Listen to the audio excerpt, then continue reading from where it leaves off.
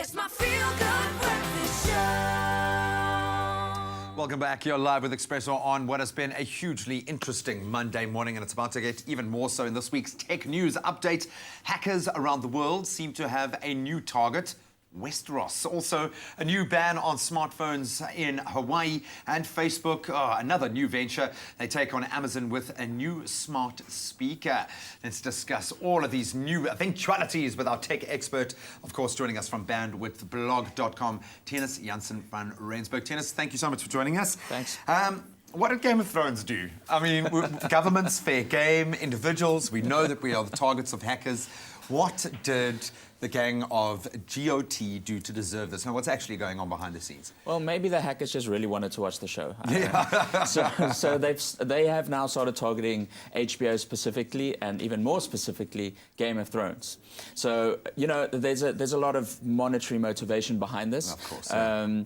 I mean, Game of Thrones has set the record as being the most pirated show in history, and they kind of wanted to take advantage of that because these pirate websites still make money. They don't just put the stuff out there. They make money by getting a lot of people to come to their website. Sure. So if you've got the latest episode of Game of Thrones, even before it's shown on HBO, that's a massive, massive pull there. So that is the one reason. The other reason is they might want to try eventually to hack HBO. Try to hack them every week with the Game of Thrones episode and hold the episode ransom. That's what people think they were trying to do. They didn't quite get that done, but that is potentially where they're trying to go. Oh, man. Come on, just leave it alone, dude. Leave it alone. I don't want to see, okay? I just don't want to see. Then we move to Honolulu, where they are trying to ban the use of smartphones, or at least regulate in some cases. How do you even begin to kind of monitor and institute this kind of regulation?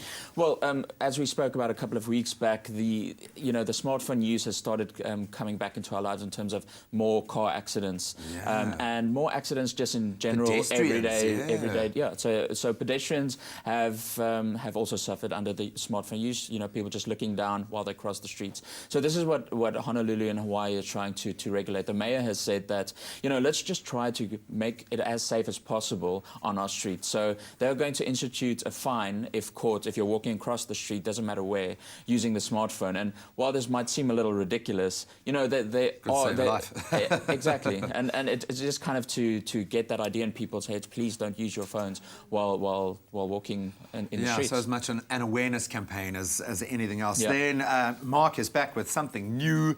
Can he not just take over the world already? Mark Zuckerberg now moving into the space of smart speakers. What's that all about? Yeah, we've been speaking a lot about Facebook these last couple of weeks for some reason.